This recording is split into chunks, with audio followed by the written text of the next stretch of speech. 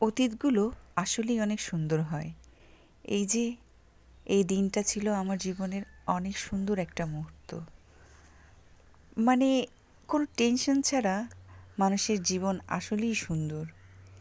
এই যে পরিবারের সবাইকে নিয়ে বেরিয়ে পড়া, নিশ্চিন্তভাবে প্রকৃতি দেখার মধ্যে এক ধরনের আনন্দ আছে, যেটা আর অন্য কিছুতে নেই।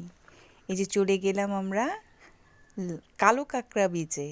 এখানে আমার বাচ্চারা কালো কাঁকড়া দেখে খুবই উৎফুল্ল হচ্ছে। আমিও এই প্রথম এত কাঁকড়া একসাথে দেখে খুবই আনন্দিত। এই যে নিচে অনেক ছোট ছোট গর্ত করে রাখছে, এগুলো সবই হচ্ছে কাঁকড়ার গর্ত। এখানে কাঁকড়ারা বসবাস করে। পাশেই যেহেতু নদী এবং ছোট্ট একটা খালও আছে, তাই কাঁকড়াগুলো এখানেই বাসা বেঁধেছে। এই যে দেখেন কি ছোট ছোট গর্তর মতো করে রেখেছে সব জায়গায়। এই যে একটা কাঁকড়া বেরিয়ে গেছে ওর বাসা থেকে, আমাদেরকে দেখে পালাতে শুরু করলো। আমরাও ওদেরকে দেখে বেশ অভিভূত হলাম। এরকম দৃশ্য কখনোই দেখিনি, একসাথে এত কাঁকড়া।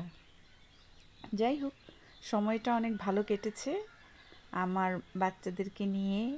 আমার সময় সবসময় ভালো কাটে। আপনারাও বেরিয়ে যাবেন মাঝে মধ্যে বাচ্চাদেরকে নিয়ে। বাচ্চারা আসলে প্রকৃতি অনেক পছন্দ করে, আমিও করি। আমি চাই আমার বাচ্চারাও আমার মতো মাটি ও মানুষের সাথে মিশে যাবে, প্রকৃতিকে ভালোবাসবে, প্রকৃতিকে রক্ষা করবে এবং ছোট ছোট প্রাণীদেরকেও ভালোবাসবে। এখানে আসলে অনেক ধরনের কাঁকড়াও আছে, ব্যাঙও আছে। তো আমরা সবগুলোই দেখতেছিলাম ঘুরে ঘুরে।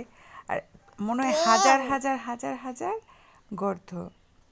মানে আমি যত দূর যাচ্ছি শুধু গর্তই দেখছি। মানে এরকম একটা জায়গা, এই ঠিক মংলা নদীর পাশেই এরকম দৃশ্য দেখা যায়। তো আপনারা যদি কেউ মংলা বা সুন্দরবনে ঘুরতে আসেন, এই কালো কাঁকড়ার এই নদীর পাশে এই জায়গাটাতে ঘুরতে আসবেন, আপনাদের ভালো লাগবে একসাথে এত কালো কাঁকড়া দেখে। যদিও কাঁকড়া খায়, তবে এই কাঁকড়া খায় কিনা সে ব্যাপারে আমার কোনো ধারণা নেই। তাই যদি আপনারা ঘুরতে আসেন এই জায়গাটায় আসতে পারেন, ভালো লাগবে। সব কিছু মিলিয়ে অসাধারণ ছিল এই ভ্রমণটা।